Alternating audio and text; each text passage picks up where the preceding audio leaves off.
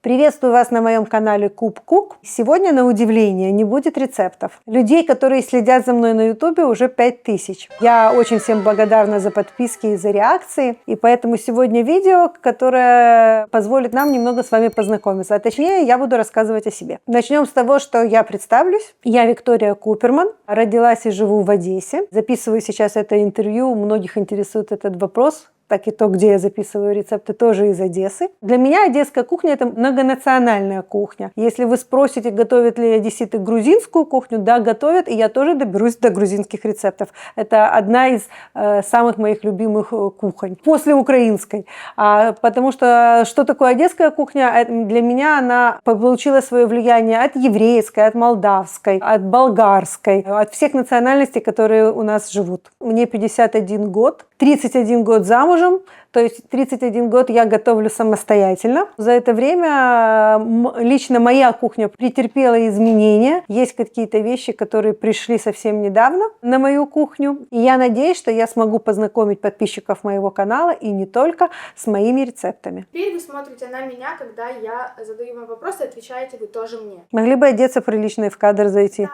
Скажите, пожалуйста, кем вы работали до этого, до того, как появился у вас кулинарный блог в Инстаграме и в YouTube Куб Кук? Вся моя профессиональная деятельность связана с экономикой. Математик по образованию, потом второе образование – это учет и аудит, я бухгалтер. Я более 20 лет проработала на разных должностях, все они касались либо бухгалтерия, либо финансовый отдел. Около 20 лет проработала финансовым директором. Когда вы впервые поняли, что кухня – это ваша? Моя семья прежде всего, и мои знакомые, которые пробуют мою еду, всегда мне говорили, что у меня очень вкусно. У меня в семье все готовят очень вкусно, и для меня казалось, что это обычно, что все люди так готовят. Но потом мы больше стали путешествовать, смотреть, что происходит вокруг, стали больше о чем-то узнавать, и я поняла, что далеко не все люди в принципе готовят, и далеко не все люди готовят какие-то более, скажем так, сложные рецепты. Потому что в моем арсенале есть сложные рецепты, я не всегда их могу вам показать. Скажем так, я люблю заморочиться. И просто,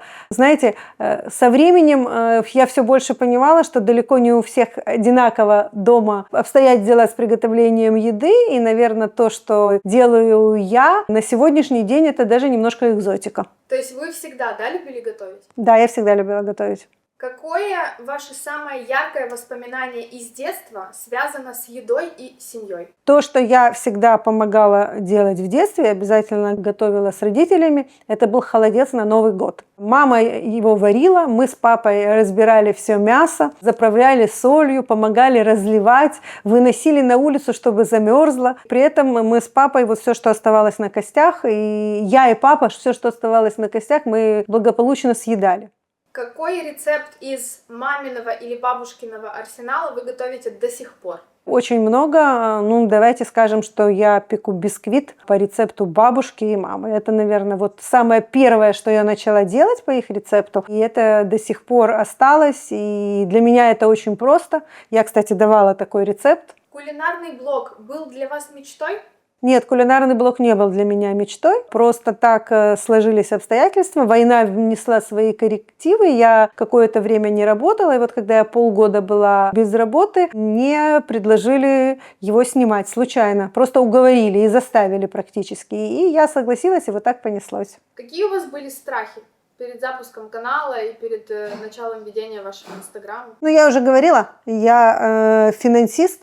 И, понимаете, для меня главное финансовый результат. Не могу сказать, что он сейчас присутствует, но я еще не потеряла надежду, и поэтому пока снимаю. Поэтому давайте больше просмотров, чтобы я это не бросила. Боялись ли вы, что ваше видео никто из ваших близких не будет смотреть? Я сначала очень стеснялась рассказывать близким, что я снимаю канал, и никому не рассказывала, и очень начались смешные звонки. Во-первых, звонили родственники, у которых такая же фамилия, как у меня. Ну, вы понимаете, что это родственники моего мужа. Я их никогда не видела. Но просто они звонили с вопросом: это что? Это наша Виктория? Это она? Ну, и все подписывались и начали смотреть. Кстати, у нас были хорошие просмотры по статистике из Соединенных Штатов. Как ваша семья отнеслась к тому, что вы начали снимать и выкладывать видео о еде? Ваш муж, ваши дети, родители? Им все очень нравится, они меня поддерживают, постоянно дают советы, иногда критикуют, иногда бурно реагируют на комментарии. Я пытаюсь им рассказать, что не нужно это делать, что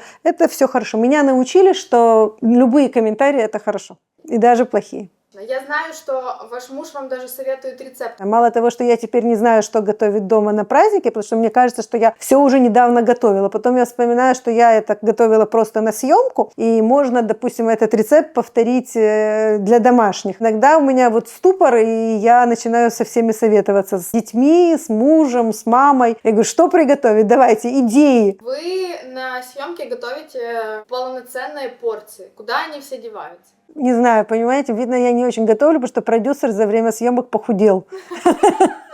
По-видимому, поэтому мало я ее кормлю. Слушайте, мы пробуем со съемочной группой все, что-то остается. Я угощаю родителей, еще угощаю друзей. Но главное не выкладывать, что я кого-то угостила, потому что начинаются обиды. Мне потом пишут, почему ты вот сюда передала, а мне нет. Особенно, когда я готовила фаршированную рыбу. Были недоразумения. Теперь я отдаю тихо.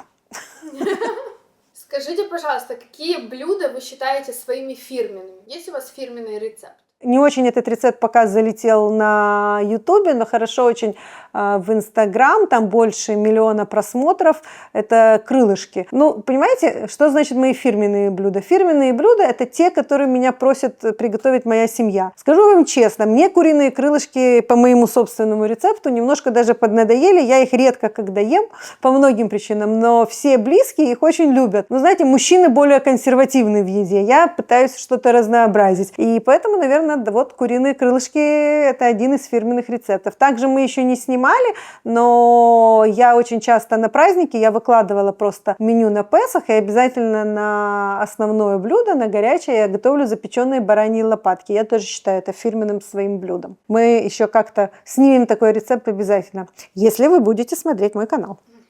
Скажите, пожалуйста, какое ваше любимое блюдо? Если говорить о моем любимом блюде, есть то, что я люблю, и то, что я ем дома или не дома. Если говорить о том, что я ем не дома, я очень люблю итальянскую кухню, очень люблю пасту. Но если она мне нравится по вкусу, вот пасту я люблю больше всего. Если говорить о домашней еде, например, я очень люблю ленивые вареники. Я для себя вот на завтрак приготовить ленивые вареники, мне это очень нравится. Из того, что, скажем так, я готовлю. Если говорить про просто домашнюю кухню, вот, чтобы быстро для себя приготовить и было вкусно, это куриные котлеты.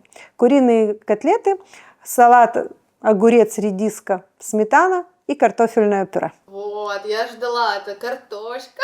Картошка, да, картошка тоже, конечно. Вот сейчас сезон молодой картошки, это я люблю картошку. А скажите, пожалуйста, какие блюда вы не переносите? Вот что вы вообще не едите? Ну, во-первых, я вообще не ем свинину, и ничего не готовлю из свинины, если вы заметили. Ну, кроме того, как и не добавляю там бекон нигде. Я не люблю тыкву и не ем тыквенный суп. Хотя я его готовила, и вот мой муж сказал, что он был очень вкусный. В салате я уже ее начала кушать, но в принципе это практически единственный продукт, который я вообще не ем, не ела с детства. Вы очень часто путешествуете, и вы неоднократно рассказывали о том, что с каждой страны вы привозите какие-то подарочки в виде какого-то масла, какого-то перца. Вы знаете, давно уже там магнитиками на холодильник не удивить, наверное, эти времена прошли, но я стараюсь что-то себе привезти, чтобы чем-то пользоваться и, как грубо говоря, продлить путешествие, вспоминать то хорошее, что там было. Ну, очень люблю привозить различный трюфель для приготовления, всякое масло. Последний раз я привезла соль особенную, океанская, когда океан отходит, собирают соль на отмели.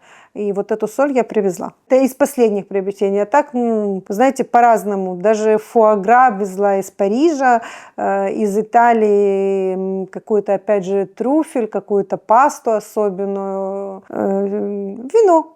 Кухня какой страны вам больше всего нравится? Может, есть несколько стран, где вы прям вот наслаждаетесь едой? Все, что мне нравится, это, конечно, украинская кухня. Но давайте так, я в украинскую кухню вкладываю и понятие одесской кухни. То есть одесская кухня мне нравится, и мне нравится украинская кухня. Все-таки это то, к чему мы привыкли с детства. Поэтому Моя любимая кухня украинская. Если вы находитесь где-то и не знаете, в какой ресторан пойти, то, конечно, в итальянский, потому что там всегда есть что скушать. У вас съемки сейчас занимают огромную часть, скажем так, времени.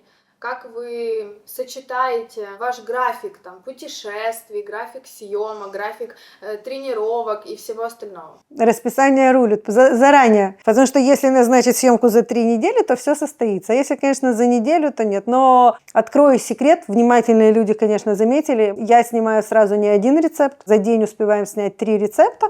Это комфортно. Как бы никто не падает с ног, ни оператор, ни тот, кто готовит. Поэтому сразу выпускаем 3 рецепта. Скажите, какое блюдо вы мечтаете снять в будущем? Я бы сняла плов узбекский на даче.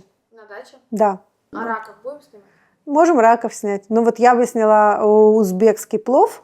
Плов — это тоже мое как бы теплое воспоминание из детства. Часть семьи моей мамы, даже так, часть семьи моего дедушки со стороны мамы во время Второй мировой войны оказалась в эвакуации и, в общем-то, не вернулась назад в Украину. Мама моя училась в Ташкенте, и поэтому дома часто очень готовили плов. Дома всегда были специи, которые передавали родственники или привозили, когда приезжали к нам в гости. Поэтому по очень торжественным случаям дома готовили плов. Может быть, это и не женское дело. Я знаю, что плов должны готовят мужчины, но я бы приготовила плов. Представьте, что сейчас на вашем канале 20 тысяч подписчиков. Как вы думаете, что бы изменилось в вашей жизни? Не знаю, ничего.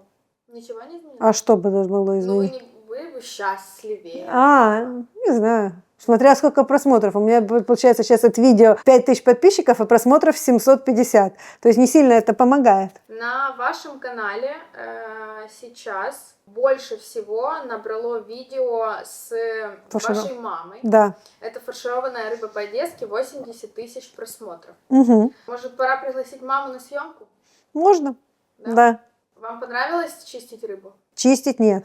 Нет? В следующий раз купим готовую. Приготовим еще раз фаршированную рыбу, но ее почистят на базаре. Открыты ли вы к сотрудничеству с разными брендами? Да, конечно. С какими хотели бы посотрудничать? С удовольствием бы приготовила украинское мясо, если бы его присылали на пробу. Пробовали бы с него что-то сделать. Мне было бы интересно. Продают его, называется, по-моему, гарны карне, карашин ярд, карпаты стейк, быстрая утка. Но это все интернет-магазины, не знаю, может, у них есть магазины такие, я заказывала везде что-то на пробу. Также был опыт рекламы украинской посуды, было бы тоже интересно. Что бы вы хотели сказать зрителям, которые вас смотрят? Надеюсь, что вам интересно меня смотреть. У вас очень много хороших комментариев. Очень много, да.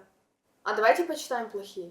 Почитайте. Только не глупые. Есть глупые просто комментарии, которые люди со злости пишут, какие-то совсем по глупостям, а есть, которые плохие конструктивно, скажем, да? Ну, в основном их мало, конечно, конструктивно плохих. Вам очень много советуют, как что делать. Все пишут свои рекомендации, что куда добавить, что куда отнять, как это делать. Да, очень много спорных моментов по поводу, там много масла, особенно когда я на праздник готовила. Люди никак не понимают, что мы это не кушаем каждый день. Да, пожарили мы масло, да, пожарили караси в масле. Я же их, знаете, жарю один раз в сезон, грубо говоря, когда они есть. Лучше все кушать, даже вредное, кушать по чуть-чуть. Себе не отказывать, потому что отказ приводит к РПП. Согласна. Смотрите, у вас есть вообще один преданный зритель, который пишет гадости все время? Да. Вот Лилия Урис, она вам пишет очень много комментариев. 21 было Да. вчера. Я сосчитала. Там можно... Есть функция, когда видны сразу все комментарии. Можно было сходить в магазин, сварить обед и помыть посуду, а ты все режешь и режешь тупым ножом 5 рыбашек. Такое неуважение к зрителям. Там 5 написано 5 рыбашек? Да, ведь такую жареную рыбу надо положить на бумажное полотенце, хоть чуть жир убрать. Развела срач на кухне. Ей, конечно, виднее. Во-первых, это было вообще на улице. Мне нечего сказать. Карасей было очень много, мы действительно их резали. Вот пишут. А в чем уникальность ваших карасей? А, поняла. Они жарились в шикарном интерьере. Это правда. В в шикарном интерьере. Новогодний выпуск. Кухарь на высоких підборах. Дякую вам за працю. Что все хотят увидеть? Мне нравится, как я должна одеться. Конечно, я оделась на новогодний выпуск красиво, потому что мы не только снимали, но и потом как бы пробовали все, и есть какой-то сюжет, ради которого мы снимаем. Рецепты от этого не пострадали. Волосы очень красивые, но на кухне это табу. Спрятать пейсы. В многих рилс рукава одежды кружевные, широкие, мешают работе и неприятно смотреть. Не смотрите. Внешний вид сильно отвлекает от основной темы. Этот образ больше напоминает хозяйку борделя, вы уж извините. Открыла, увидела наряд и закрываю. А почему вы так оделись? Что хотели своим нарядом сказать? Что, Виктория, вы хотели своим нарядом сказать? Хотела, чтобы просмотры увеличились, конечно. Ну а так мы решили, что так я буду выглядеть на Новый год. Что ж теперь на новогоднем выпуске? Что теперь можно сделать? Я думаю, что надо поработать еще над образами и в рукавах помесить тесто. Хорошо, я уже делала. И с перьем тоже. В тот раз, когда мне сказали, что, конечно, я не могу сама замесить тесто, это, кстати, вот тот, кто 21 комментарий оставил, я помню. Она написала, что правильно, тесто готовое, потому что, наверное, вы типа не в состоянии его сами замесить. Я одела перья и замесила тесто и сделала другие пирожки. Да-да-да, пирожки, кстати, были супер. Вот пирожки, кстати, вообще никому не достались, мы просто их съели во время съемок. Так, ну и хороших комментариев тут тоже очень много. Самые трогательные комментарии были подфаршированной рыбой. Ну, были такие, что доводили меня до слез. По разным причинам. Были комментарии из Краматорска от женщины, которая написала «Не забывайте нас». И мы тоже готовим такую фаршированную рыбу. Потом был комментарий от женщины, которая жила на Подоле, и соседка по коммунальной квартире, еврейка по национальности, я так понимаю, научила ее готовить фаршированную рыбу. И она сказала, что она ее готовила уже не только на свадьбу своих детей, но и на свадьбу своих внуков. И написала, какое у нее количество внуков. Не буду врать, не помню, но у нее большая семья. По-моему, она живет в Канаде сейчас. Комментарий был на украинском. Это было очень трогательно. Он был совершенно не маленький. Комментарии под фаршированной рыбой – это как бы отдельный вид искусства. Я так бы назвала это. Я читаю все комментарии обязательно. Я сама лично на них отвечаю. Всем ставлю лайки, даже тем, которые комментарии мне не понравились. Но тем, что совсем не понравились, просто не отвечаю. Наши видео все время меняются, потому что мы стараемся найти формат, который больше понравится вам, который нам принесет больше всего просмотров. Мы работаем ради просмотров, скажем честно, и ради качественного контента. Поэтому мне часто, знаете, говорят, для просмотров давайте нарежем арбуз кубиками с фетой, на палочке нанижем, или сделаем бутерброды. Ну, один раз я делала бутерброды, и то они были с тюлькой. Я всегда отказываюсь, я хочу как бы вам гарантировать, что все мои рецепты рабочие, и что я их сама как бы готовлю, и дома, и домашние мои их едят. Всем спасибо за подписки, и то, что вот сейчас, например, в последних видео много комментариев, что я молчу. Это вот решили попробовать новый формат. Может быть, наши видео будут смотреть в других странах. Не знаю, насколько это будет интересно, но надеемся, что зацепим и других наших зрителей. Поэтому вот сейчас, пока я не разговаривала, хотя больше склоняемся к тому, что вернемся к старому формату. Вот, например, в Инстаграм мы наоборот. Мы сначала смотрели говорящие видео, а перешли потом без текста, грубо говоря, без разговора, и эти видео больше понравились. Поэтому тут такое дело. Будем пытаться. Если действительно всем не будет нравиться, то снова вернемся на старый формат. Спасибо вам большое за подписку, спасибо за внимание, спасибо за просмотр. Продолжайте нас смотреть. Вас ждут новые рецепты на моем канале Куб Кук. Ваша Виктория Куперман.